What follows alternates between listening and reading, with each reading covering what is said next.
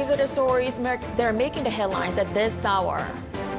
The U.S. Federal Reserve has kept its interest rate steady for the fourth consecutive time on slowing inflation. Despite the market's expectations of a rate cut in March, the Fed says more data is needed. South Korea's economy continues to show signs of recovery in exports, which increased 18% in January. Rebounding chip exports and record performance in the auto industry led to growth. President Yoon has vowed to push ahead with his medical reform plans to raise the medical student enrollment quota and inject $7.5 billion to be used in essential areas. Good afternoon. We start in the U.S., where the Federal Reserve has once again held its key interest rate steady. But the market's much anticipated rate cut, possibly in March, seems rather unlikely, as the U.S. Central Bank says more data is needed before finally cutting the rates. Our economics correspondent Shin Young starts us off. After the U.S. Federal Reserve's first two-day meeting of this year, the FOMC on Wednesday announced a fourth consecutive rate freeze. With this latest decision, the benchmark interest rates in the U.S. remain in the 5.25% to 5.5% range. Since before the meeting, the market's focus has been on the timing of rate cuts from the Fed. There have been rising expectations of a March rate cut after the Fed last month hinted at 3 possible rate cuts in 2024. However, Fed Chairman Jerome Powell expressed doubts about a cut next month, saying it's less likely that the committee will reach a level of confidence about inflation, which would allow rates to be cut by the time of the March meeting. It's not that the 6-month data isn't low enough. It is. It's just a question of, can we take that with confidence that we're moving sustainably under 2%? The Personal Consumption Expenditures Price Index, which excludes food and energy, for last month rose 2.9% from the year before. This is the first time it has dropped to a 2% level since March 2021. The Fed chairman also said there is more concern about the risk of inflation staying above 2% than there is for major inflation spikes. One expert says it's because of the sacrifice needed to achieve the Fed's inflation target. Chairman Powell has always said that their goal is 2% inflation, not inflation around 2%, but 2% on the dot. So there has been a lot of concern that getting from 3% to 2% will be very, very difficult, and it will involve a lot of sacrifice. Meanwhile, the latest Fed rate freeze means the key interest rate gap between South Korea and the U.S. remains at 2 percentage points. BOK will have to delay the rate cuts if they were planning to cut the rates during the first half of the year. But the good thing is that Chairman Powell is giving solid signals that he will lower the rates sometime this year unless inflation goes back up. During Thursday's emergency macroeconomic meeting in South Korea, Finance Minister Choi Sang-mok said that there is growing uncertainty about the timing of rate cuts in other countries, adding that the government will remain vigilant regarding the situation. Shin Young, Arirang News. South Korea's economy continues to show signs of recovery in exports, which increased 18% in January. Rebounding chip exports and record performance in the auto industry led to growth. An Sung-jin has the details. The month of January provided positive signs for South Korea's exports. Data from the Trade Ministry on Thursday showed that exports saw an on-year increase of 18%, reaching $54.69 billion. As imports dropped by 7.8%, the trade balance maintained its surplus of $300 million. It's the first time in 20 months that on-year exports growth reached a 2-digit figure.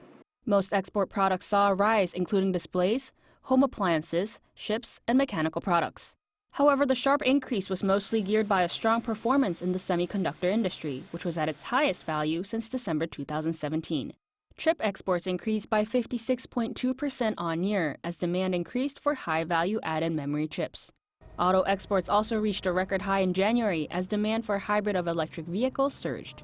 On the back of a strong semiconductor industry, exports to China saw a rebound. The on-year increase rate was positive for the first time in 20 months. A recovery in demand for TVs and LCD shipments also contributed. Exports to the U.S. were strong too, seeing an on-year increase of 26.9%. The Trade Ministry stated that these figures are a good start toward achieving record-high exports for this year, which follows Trade Minister An Deok-keun at the 2024 World Trade Strategy meeting last week, pledging to come up with strategies to respond to the changing global market based on digital transformation, population change, carbon neutrality, and supply chain reconstructions. An Sung-jin, Arirang News. Annual sales of eco-friendly cars exceeded 550,000 units in South Korea for the first time in 2023. That is a jump of nearly 25% on year, according to data released by the Transport Ministry on Thursday. Data also shows sales of so-called green cars increased by over 100,000 vehicles per year from 2021. In terms of eco-friendly cars sold in 2023, the majority were hybrid cars, and over 70% of those were Korean-made models. President Yoon Suk-yeol said now is the, quote, golden hour to reform the country's medical system and vowed not to retreat from resistance to his plans. The president was speaking as he hosted the 8th livelihood policy discussion with citizens on the nation's medical system, with his comments possibly a reference to opposition from doctors to the government's plan to raise the medical student quota. President Yoon said ensuring access to quality health care from anywhere in the country is a key factor in regional balanced growth. Patients, first responders, and doctors shared their experiences of a lack of available emergency room services. The government vowed to spend more than $7.5 billion to address ER shortages and shortages in other essential areas.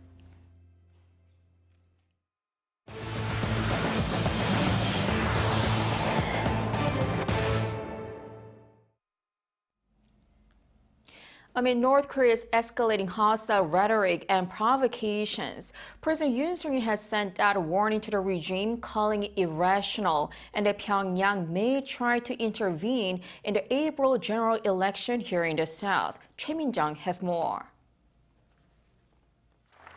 South Korean President Yoon Suk-yeol has labeled the North Korean regime as the only irrational group in the world that has legalized the preemptive use of nuclear weapons.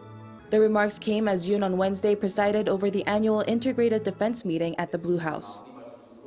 상식적인 정권이라면 핵을 포기하고 주민들이 살 길을 찾겠지만 북한 정권은 오로지 세습 전체주의 정권 유지를 위해 물불을 가리지 않고 있습니다. Yoon also believes North Korea may attempt to interfere with the April general election in South Korea, as he noted that the regime has, quote, worked tirelessly to bring down South Korea's liberal democratic system for the past 70 years. 올해도 접경지 도발, 무인기 침투, 가짜 뉴스, 사이버 공격, 후방 교란 등 선거 개입을 위한 여러 도발이 예상되고 있습니다. The meeting took place amid heightened tensions on the Korean peninsula following a series of missile provocations by North Korea. It brought together around 170 people from the government, military, police, and the National Intelligence Service, with civilians also taking part for the very first time. President Yoon called for strengthened cooperation in defense among all parts of society as the attendees discussed ways to respond to potential North Korean threats. Yoon echoed the sentiment later in the day in a meeting with key military commanders. He stressed the importance of liberal democracy and called on soldiers to be mentally armed with a clear view of the country and its security. The president said the military should be prepared to crush North Korea's provocations through an overwhelming response. Choi Min-jung, Arirang News. Amid rising speculation that Russian President Vladimir Putin could soon be visiting Pyongyang, there are signs of North Korea building its friendship with China closer than ever, as this year marks the 75th anniversary of the two opening up diplomatic relations. Our North Korean affairs correspondent Kim Jong-sil explains what this could mean for regional power dynamics. While the leaders of South Korea, the U.S., and Japan are keeping their eyes fixed on the worrying exchanges between North Korea and Russia, they are forgetting one country that may hold the key to all of this: China. The leaders of North Korea and China declared this year to be the year of friendship between them, as 2024 marks the 75th anniversary of their establishment of diplomatic ties. Socialist states celebrate big every 5 and 10 years. So this year, there will be that celebration to cement the friendship between the North and China. Beijing also possibly has the need to convey its thoughts on the recent closeness of North Korea and Russia. The relationship between Pyongyang and Beijing seems to be rather stagnant compared to the recent developments between the North and Moscow. North Korea and Russia are countries that are being condemned by the international community. Russia is an invader, and North Korea keeps ignoring the UN Security Council resolutions by continuing to advance its nuclear and missile capabilities. There's no need for China to give the impression that it's on the same side as them. But this doesn't mean the big brother doesn't care about North Korea. On the contrary, China has reasons to take the Pyongyang matter more seriously. There are three principles that China adheres to in its policy on the Korean Peninsula. One is to promote peace and stability. Two is denuclearization. And three is dialogue and negotiation. If Chinese President Xi Jinping does meet the North leader this year, there's a high chance he will reiterate these principles to him. This is because if peace and stability on the Korean Peninsula is compromised, it will be damaging to China's national interest as well. China plays an indispensable role, especially in improving the regime's economy. China could try to trade and have economic cooperation with North Korea under the UN Security Council resolutions. Although in the course of applying the sanctions, China would likely exercise more flexibility than before. The experts say it seems inevitable that North Korea, China, and Russia will improve their respective relations this year. They added that it's up to South Korea to try to actively communicate with Beijing and Moscow that Pyongyang's continued nuclear and missile provocations are not just a threat to the two Koreas, but to the world. Kim Jong-sil, Arirang News. Israeli Prime Minister Benjamin Netanyahu is insisting that the UN Palestinian Refugee Agency must be terminated, following Israel's accusation that some members were involved in the October 7th attacks.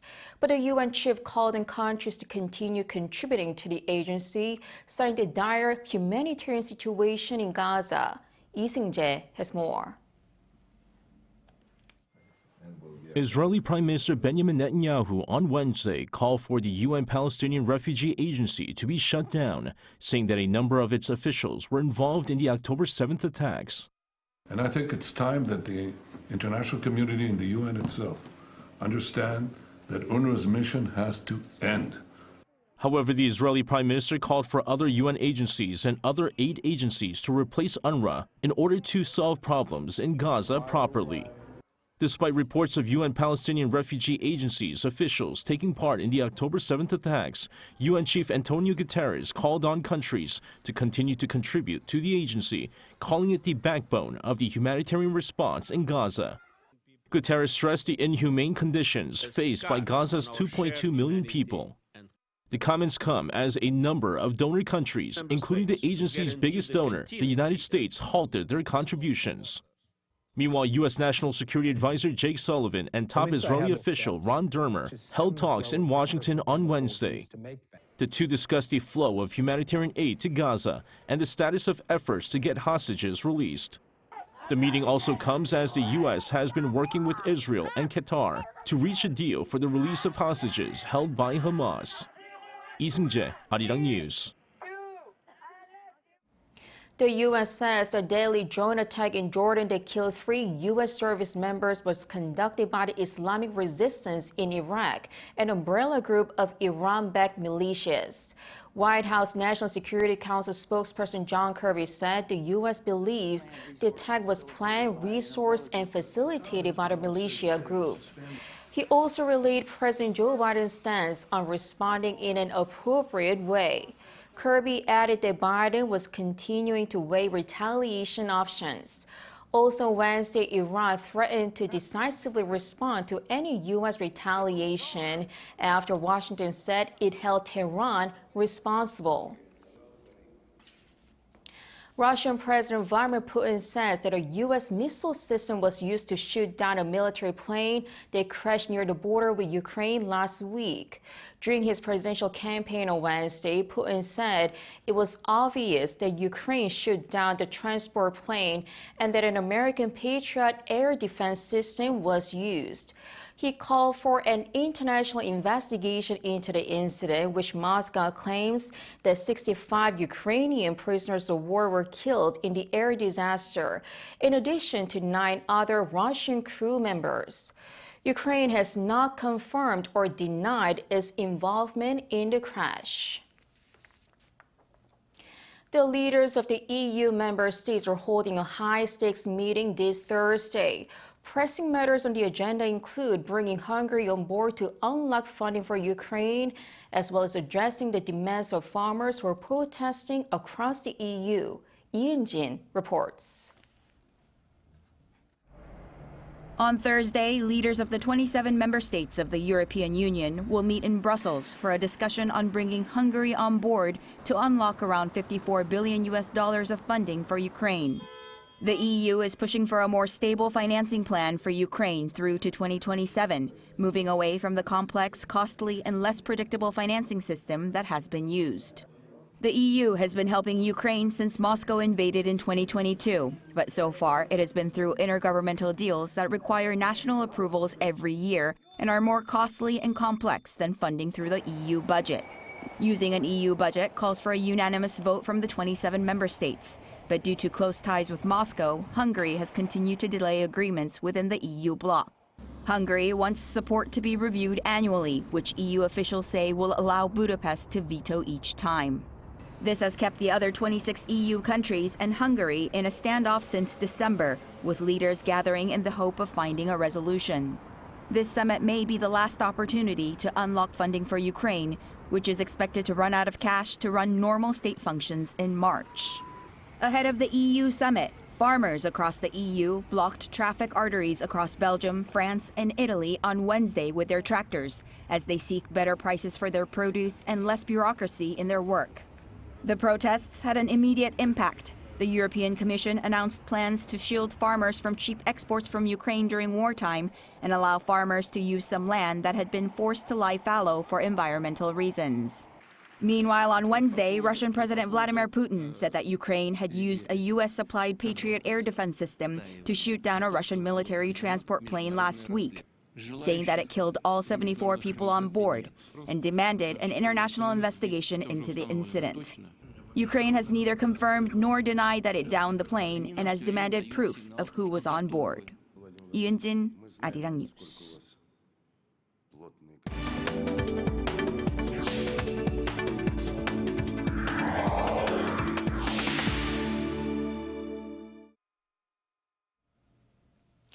Now to the Gangwon 2024 Winter Youth Olympic Games.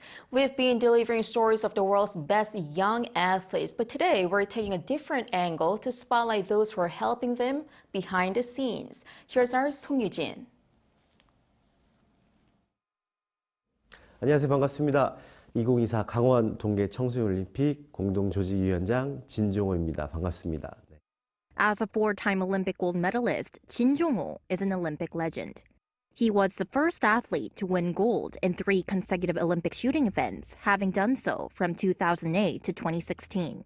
Nowadays, he has a different kind of target, leading the Gangwon 2024 organizing committee alongside former speed skater Lee Sang-hwa. When I competed in the Olympics as an athlete, I just received the services, food and beverages that were provided. In this role, I've tried to listen to the athletes, take into account their preferences and needs. Even before announcing his retirement last December, Jin was already involved in sports administration. He completed his master's degree in physical education and is pursuing his PhD. He also served as a director for the Korean Sports and Olympic Committee. As an athlete, I only knew how to compete, but didn't know how the competitions were organized. Working on my degree, I learned about the importance of helping to ensure that the athletes and referees can do their jobs without any disruptions. Throughout the games, Jin had no time to spare, checking on athletes, competition venues, and the staff. He especially expressed deep gratitude toward the volunteers. Jin himself worked as a volunteer during the 2018 Pyeongchang Winter Olympics. Our volunteers are truly the best. In this cold weather, outdoors or indoors, what they're doing, such as traffic control and guidance, is just admirable. Despite his busy schedule, he's taken the time to cheer on the young athletes. Before the games, I saw them as teenagers, but once the games started, their attitude and concentration have been just incredible, almost to the point where it was hard to tell them apart from adults. After Gangwon 2024, Jin hopes his home province of Gangwon-do can leverage its two-time Olympic hosting experience. I'm hoping we can make better use of the venues from Pyeongchang 2018 and Gangwon 2024. Maybe host more local and international competitions. It would be great if the younger generation and those in the sports scene contribute to carrying on this legacy. As for his personal goals, he aims to contribute to the improvement of Korea's sports industry. That's because he's still deeply in love with sports. My journey has come to an end as an athlete, but now I'm walking a new path as a coach and sports administrator. I've lived the life of an athlete, so I want to be someone who continues to love and support athletes until the very end. With Gangwon 2024 nearing its end, this is his message for everyone involved. Thanks to you, Gangwon 2024 has shown how South Korea truly loves and is dedicated to sports. To the athletes, this is the beginning of your journey, a stage for you to dream. I hope you enjoy the games to the fullest and share your love for sports with the world. 여러분들이 주인공입니다. 송유진, 아리랑 뉴스, 강릉.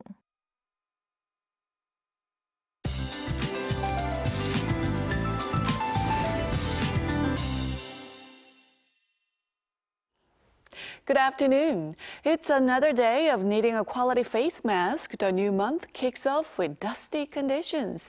Incheon is under an ultra-fine dust advisory. What's most concerning in terms of weather today, though, is snow for the East Coast.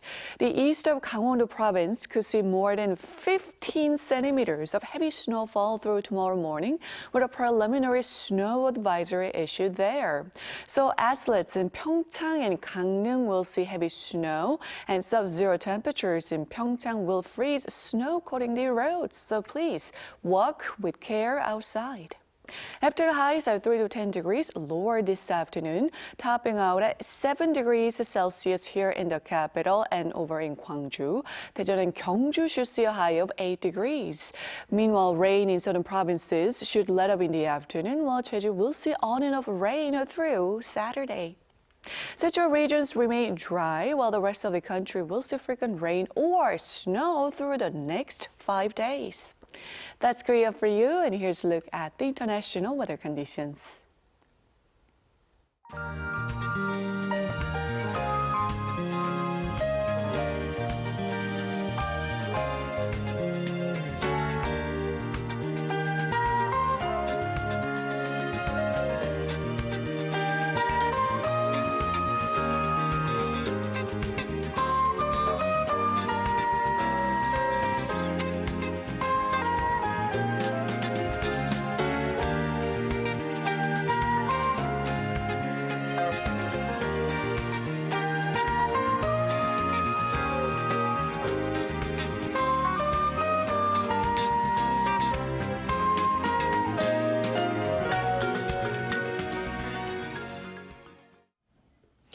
With another rate freeze by the Fed, the big question now is, will a rate cut finally come?